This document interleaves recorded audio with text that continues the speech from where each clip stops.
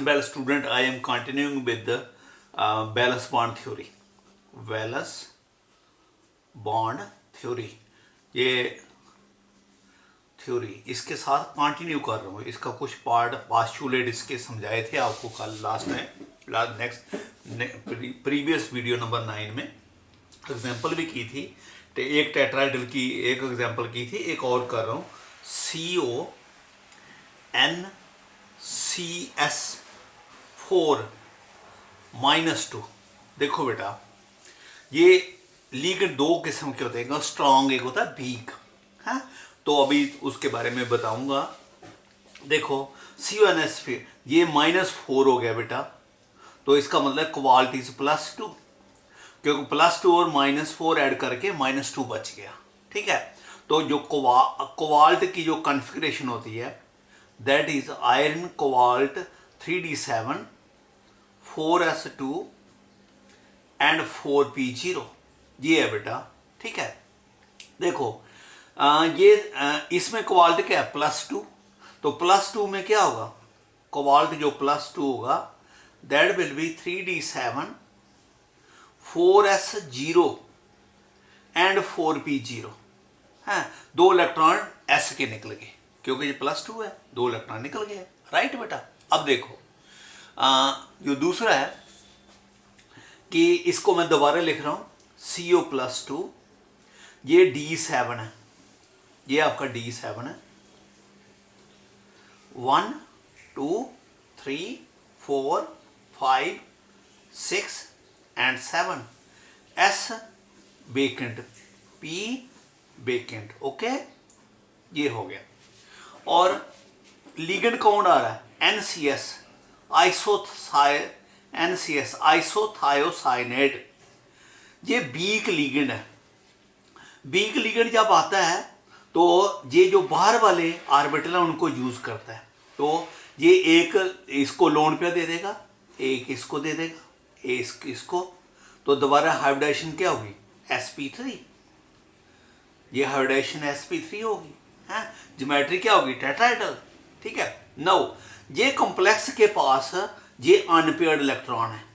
इन unpaired की वजह से है ये जो कॉम्प्लेक्स होगा it will be paramagnetic in nature.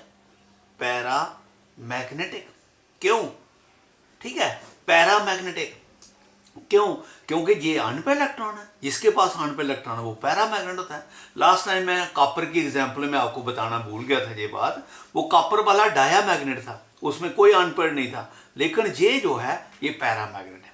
और एक और बात क्या होता है, ये कॉम्प्लेक्स ये sp3 हाइब्रिडाइजेशन, ये है तो ये sp3 हाइब्रिडाइजेशन होगी और ये complex is paramagnetic in nature. समझा के बेटा. अब देखो ये हो गया. अब मैं एग्जांपल लूंगा स्केयर प्लानर की.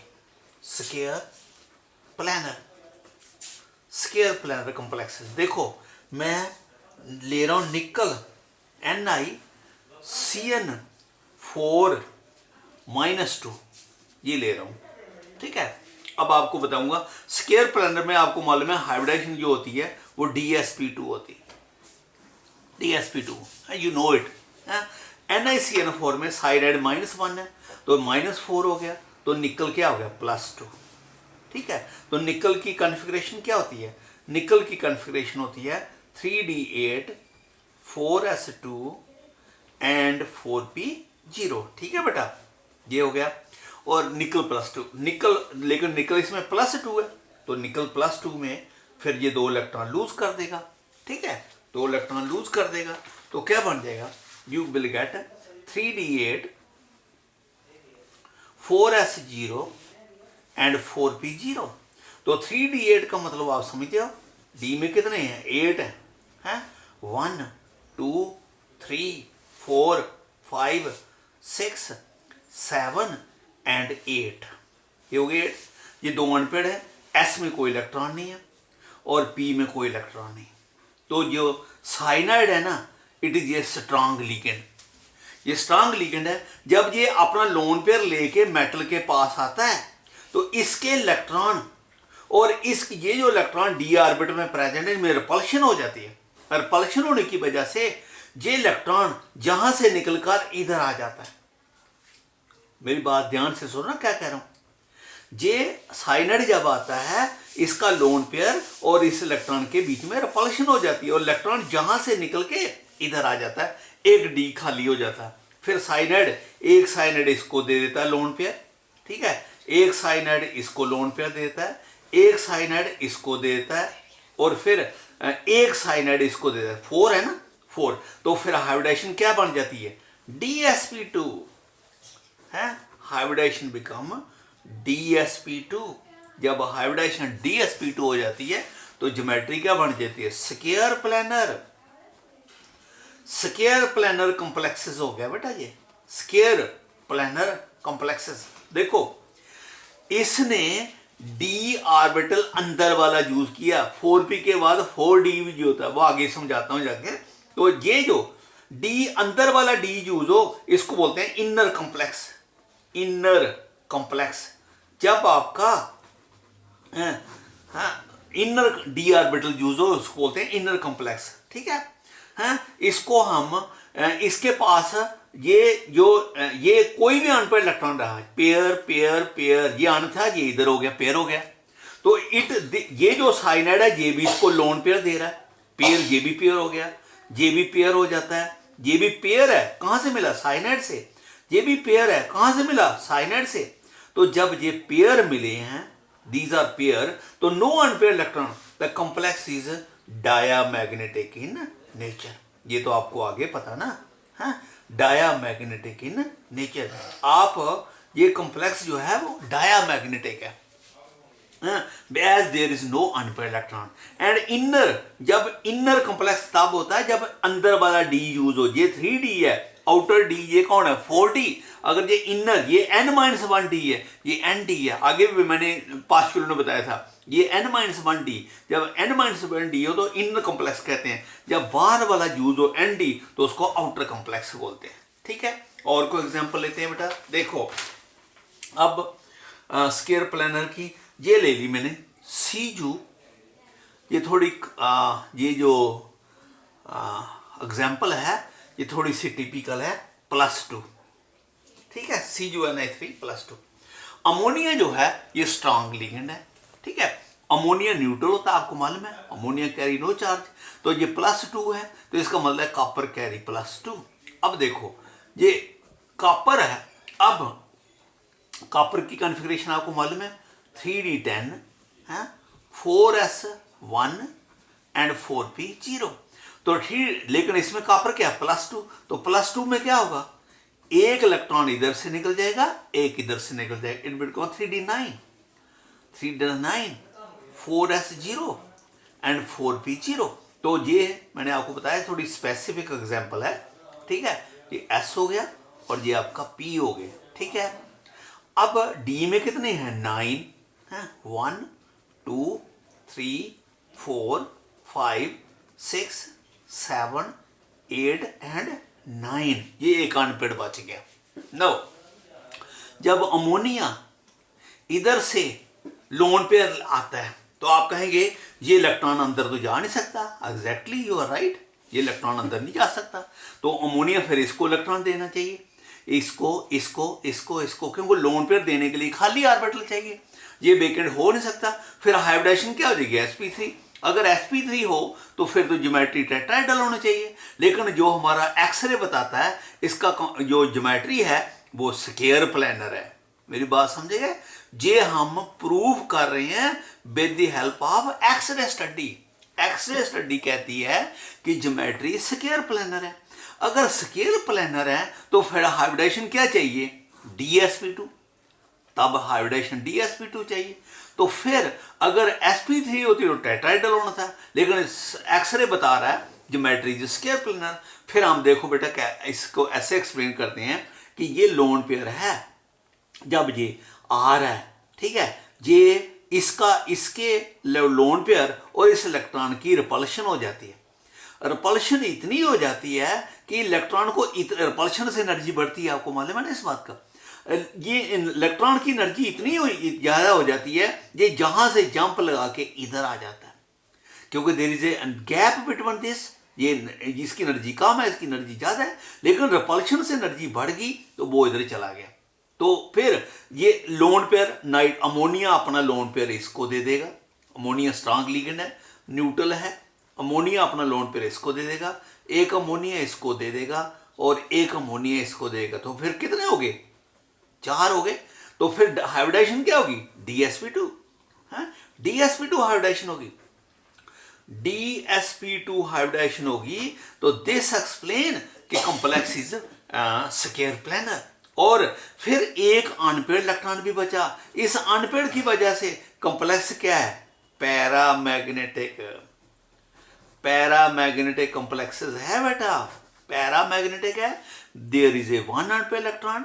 तो पैरामैग्नेटिज्म जो है वो डिपेंड करती है कितने अनपेयर्ड इलेक्ट्रॉन, जितने ज्यादा अनपेयर्ड हो इतनी पैरामैग्नेटिज्म ज्यादा होती है। और इसके पास एक अनपेयर्ड है तो इसके पैरामैग्नेटिक एक, पैरामैग्नेटिक जो है, पैरामैग्नेटिज्म जो है that is according to one unpaired electron. ठीक है, आपको बताया था भाई पैरामैग्नेटिज्म निकालने का फार्मूला। तो ये हाइब्रिडेशन जब ये DsP2 होगी, इट प्रूव्स एक्सरे का सपोर्ट हो गया कि ज्योमेट्री स्केयर प्लानर है। और ये टेट्राहेड्रल स्केयर प्लानर में आपको मालूम है ना जमीन आसमान का फर्क है। स्केयर प्लानर में क्या होता है? चारों जो हैं एक प्लेन में होते हैं, ठीक है, और एंगल सब का कितना होता है? 90 का। और टेट्राहेड्रल में तो आपको मालूम है, टेट्राहेड्रल की शक्ल देखी हो या आपने, ऊपर डिफरेंट होती है, that is like this 1 this 2 this 3 and 4, ये टेट्राहेड्रल होता है। लेकिन ये बहुत डिफरेंस है इनके बीच में। तो ये नॉन प्लेनर है, ये प्लेनर है। तो इसमें एक्सरे विद दिस हम कहते हैं, ये एक्सप्लेन करते हैं कि अमोनिया इतना स्ट्रांग लिगेंड है कि इसके इलेक्ट्रॉन, इसके रिपल्शन होने से ये इलेक्ट्रॉन बाहर चला जाता है और अमोनिया फिर जो है अंदर वाले ऑर्बिटल को इलेक्ट्रॉन देता है and geometry become hybridisation become DsP2 and geometry become square planar. Okay बेटा, नो अब देखो, अब हम ऑक्टाहेड्रल, और ये कॉम्प्लेक्स कौन सा हुआ? इनर कॉम्प्लेक्स, इनर कॉम्प्लेक्स, और इनर है। और फिर ये कॉम्प्लेक्स डायमैग्नेट पैरामैग्नेट, ये कॉम्प्लेक्स है पैरामैग्नेट है। ये अनपेयर्ड इलेक्ट्रॉन एक पड़ा है, ठीक है, क्योंकि CuNi +2 है। ठीक है, अब हम ऑक्टाहेड्रल की एग्जांपल लेंगे बेटे, ऑक्टाहेड्रल कॉम्प्लेक्सेस की। ठीक है, I will take the example of octahedral complex. ध्यान से देखना, ठीक है, सुनो। सपोज मैंने ये ले लिया FeCN6 -3, ये ले लिया, ये ले लिया है, साइनाइड स्ट्रॉन्ग लिगेंड है। ठीक है, FeCN6 -6, दोनों को डिस्कस करूंगा आज। FeCN6 -4, एक जो है उसके ऊपर -3 है। ठीक है, दूसरे एग्जांपल में आई विल डिस्कस बोथ। देखो, अब देखो आयरन साइनाइड कितना है? -6, ये ओवरऑल कितना है? -3, इसका मतलब आयरन कितना हो गया? +3 हो गया। तो आयरन की ऑक्सीडेशन स्टेट आपको मालूम है बेटा, दैट इज 3d6। मैं सिर्फ बैलेंस शेल लिख रहा हूं, 3d6 4s2 एंड 4p0। तो 3 इसमें आयरन का कितना ऑक्सीडेशन स्टेट है? 3 का मतलब इसमें 3 इलेक्ट्रॉन लूज करने हैं, 2 इधर से और 1 इधर से। तो आयरन +3 बिकम 3, 2 इधर से 1, 3d3, it become 3d3 4s0 and 4p0। समझ लगा? ये आपका, ठीक है। अब डी के कितने इलेक्ट्रॉन है बेटा? 3। D has got 3 electron. ठीक है, 3 इलेक्ट्रॉन। आयरन 3d6 है, तो ये 3 इलेक्ट्रॉन है। आयरन इज 3d, ठीक है, ये आपके हैं, तो ये आपका 3 इलेक्ट्रॉन। ये डी होते कितने? 5, 1 2 3 4 5। अनपेयर्ड इलेक्ट्रॉन कितने? 1 2 3। आपको मालूम है ऑक्टाहेड्रल की हाइब्रिडेशन क्या आती है? D2sp3। D2sp3 होती है भाई ऑक्टाहेड्रल की हाइब्रिडेशन, D2sp3। समझाएगा मेरी बात? ये +3 है, 2 इधर से 1, अरे 1 बेटा, 2 इधर से 1 इधर से, 3d5 बच गया ना, मैं वही देख रहा था बेटा। देखो ये 3 इलेक्ट्रॉन निकाल रहे हैं ना, 3 तो 2 इधर से 1 इधर से, 3 इधर से तो निकले, 2 इधर से 1 इधर से, तो फिर कितना रह गया? 5। तो 5 में कितना हो गया? 1 2 3 4 एंड 5। एस में कोई इलेक्ट्रॉन नहीं है और पी में कोई इलेक्ट्रॉन नहीं है, राइट। अब इधर से कौन आ रहा है, cyanide.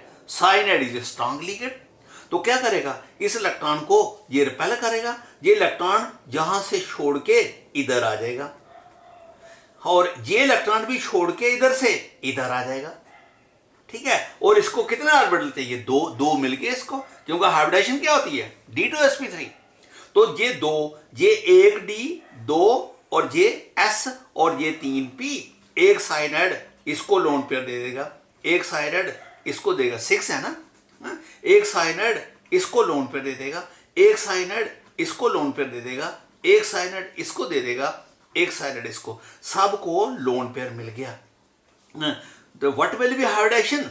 Hybridization will be D2sp3, D2sp3 hybridization होगी, है। D2sp3 कॉम्प्लेक्स क्या होगा, ऑक्टाइडल, और कॉम्प्लेक्स के पास एक अनपेयर्ड बच गया, कॉम्प्लेक्स विल बी पैरामैग्नेटिक, है, कॉम्प्लेक्स पैरामैग्नेटिक होगा, और इसकी पैरामैग्नेटिज्म जो है with respect to one unpaired electron है, यानी इसकी पैरामैग्नेटिक वैल्यू जो आएगी एक अनपेयर्ड इलेक्ट्रॉन।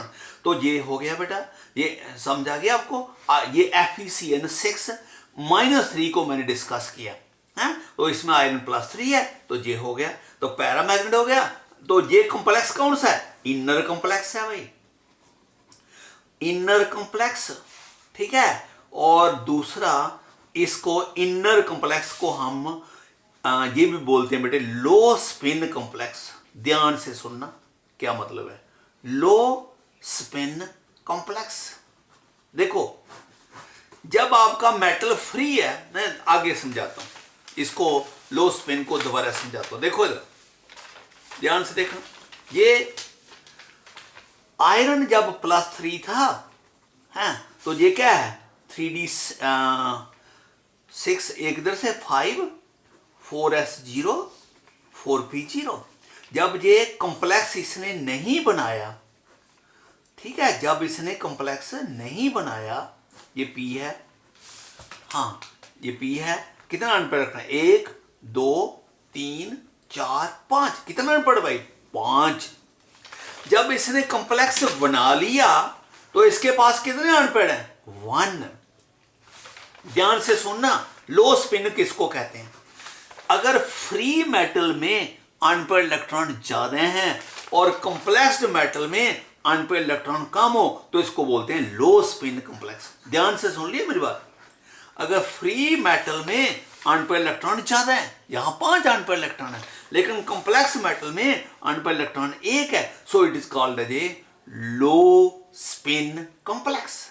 कॉम्प्लेक्स मेटल जो जिसने कॉम्प्लेक्स बना लिया उसमें अनपेयर इलेक्ट्रॉन कम है और फ्री में ज्यादा है, it is called as a low spin. अगर उल्टा होगा, सेम होगा, अगर फ्री में कॉम्प्लेक्स में सेम होगा, that is called as a high spin complex. वो आगे एग्जांपल बोलता हूं। देखो इधर एक और एक्सप्लेन करते हैं। देखो मैं इसको ले रहा हूं अब FeCN6